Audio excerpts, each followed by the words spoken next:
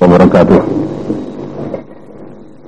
Alhamdulillahilladzi an'ama alaina bi ni'matil imani wal islam. Wassalatu wassalamu ala sayyidina Muhammadin wa ala alihi wa ashabihi al-kiram alladzina badzalu nufusahum wa amwalahum fi ilahi kalimatil islam. Sallallahu ala sayyidina Muhammadin wa ala alihi wa sahbihi wa sallam. Rabbi syrah li sadri wa yassir li amri wahlul 'uqdatam min lisani yafqahu qawli. Subhanaka la ilma lana illa ma 'allamtana innaka antal alimul hakim. La haula wala quwwata illa billahil aliyyil azim. Amma ba'd.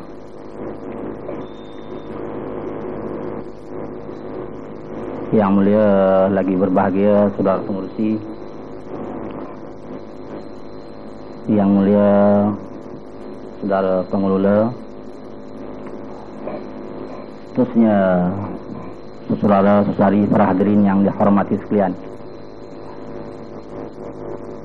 Saya sungguh rasa syukur kepada Allah Subhanahu wa taala kerana dengan izinnya, dengan hidayahnya, saya pada petang ini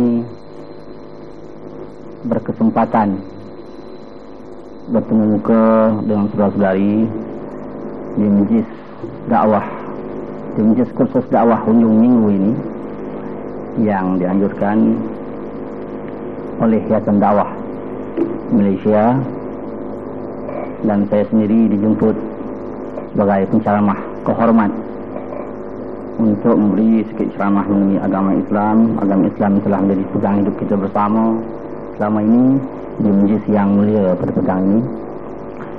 Moga-moga pertemuan kita di majlis yang mulia, di majlis dakwah, di majlis pengajian Islam ini akan memperteguh lagi iman kita, akan memperkuat lagi rasa ukhuwah Islamiyah sama kita, dan akan menambah pengetahuan Islam kita. Dengan bertambahnya pengetahuan Islam kita itu akan menjadi pendorong pula kepada kita untuk kita menambah amal bakti kita kepada Allah Subhanahu wa taala.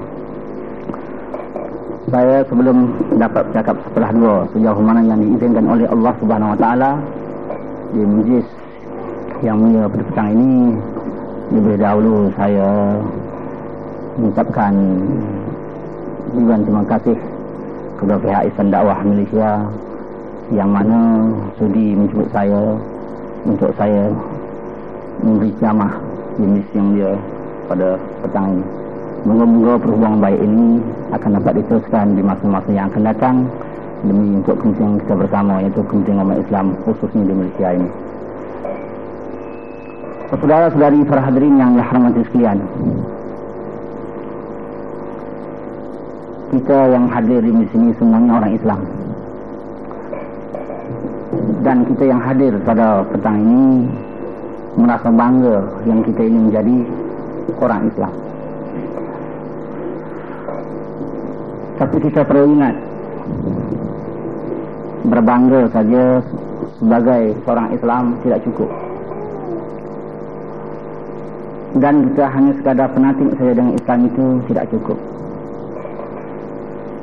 dan sekadarkan kita bersemangat dengan Islam itu semata-mata pun tidak cukup untuk kita menjadi seorang mukmin yang sejati agar Allah terima kita sebagai hamba yang diridai besok di akhirat.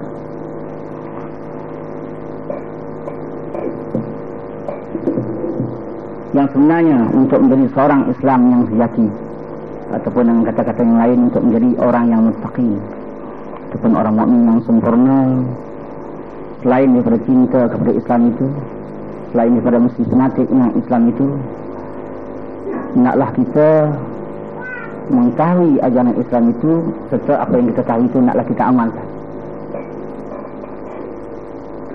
Jadi mengetahui ajaran Islam adalah wajib, dan mengamalkan ajaran Islam itu lebih-lebih lagi wajib. Kita tidak akan dapat mengetahui ajaran Islam kalau kita tidak belajar. Jadi untuk mengetahui ajaran Islam, hingga kita faham ajaran Islam itu, dan hingga dapat kita mengamalkan apa yang kita faham, mestilah melalui belajar. Jadi kita mesti belajar. Setelah kita belajar, kita akan faham ajaran Islam itu, Setelah kita faham ajaran Islam itu, moga-moga dengan itu kita akan dapat mengamalkan ajaran Islam itu dengan sebaik-baiknya lahir dan batinnya, maka barulah kita akan menjadi seorang mukmin yang baik, ataupun menjadi orang yang muttaqin, ataupun dengan kata-kata yang lain, golongan orang yang salih. Saudara-saudari para hadirin yang sekalian, kalau begitu kita sebagai orang Islami wajiblah setiap masa mempelajari ajaran Islam itu. Sebab mempelajari ajaran Islam itu adalah wajib. Rasulullah pernah bersabda, "Al-qamakal talabul ilmi fardhatun ala kulli muslim wa muslimah." Menuntut ilmu pengetahuan itu diwajibkan di atas orang Islam lelaki dan orang Islam perempuan. Jadi kenalah kita belajar agama Islam itu dengan guru-guru yang boleh menyampaikan ajaran Islam dengan sebaik-baiknya. Selepas itu kita dapat faham pula dengan sebaik-baiknya, dan moga-moga dengan itu kita akan dapat mengamalkan Islam itu dengan sebaik-baiknya. Kalau boleh selepas itu pula dapat kita perjuangkan dan sampaikan pula ajaran Islam itu ke tengah masyarakat dengan sebaik-baiknya pula. Barulah Islam itu dapat kita amalkan pada diri kita sendiri dan juga di samping dapat diamalkan oleh orang lain. Barulah satu masa nanti Islam ini akan kuat. Jadi kena kita belajar ajaran Islam itu agar kita faham apa yang ada dalam ajaran Islam, apa yang ada dalam Al-Quran dan Sunnah Rasulullah SAW. Saudara-saudari para hadirin yang sekalian, ajaran Islam yang itu luas, yang itu syumul, yang ada dalam Al-Quran dan Sunnah Rasulullah SAW, kalau kita nak bagi secara singkat, secara ringkas, boleh dibagi kepada 4 bahagian.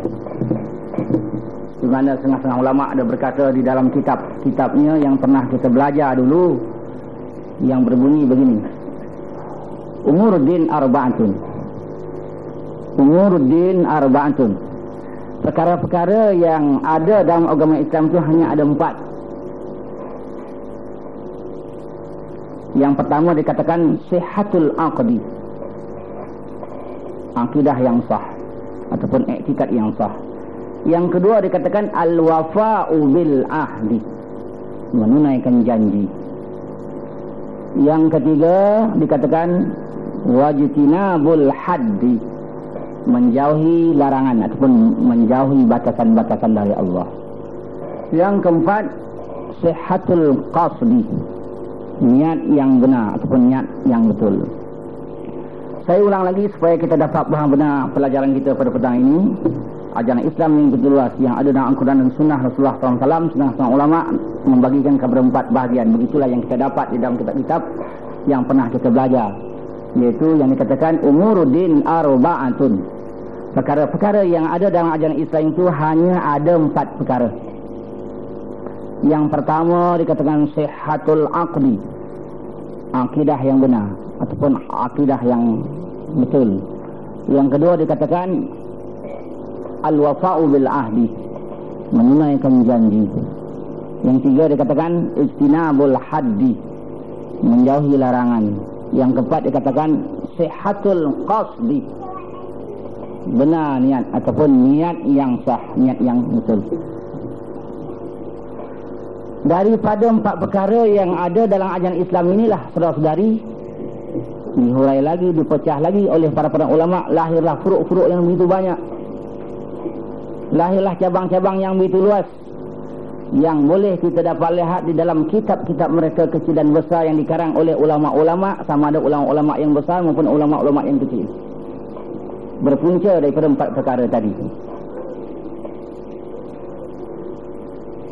Sekarang mari kita membahas setiap satu perkara-perkara yang kita katakan tadi. Apakah yang dimaksudkan dengan sihhatul aqdi?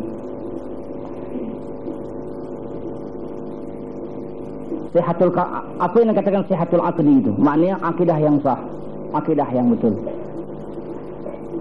Yang dimaksudkan dengan akidah yang sah, akidah yang betul, yaitu keyakinan yang putus,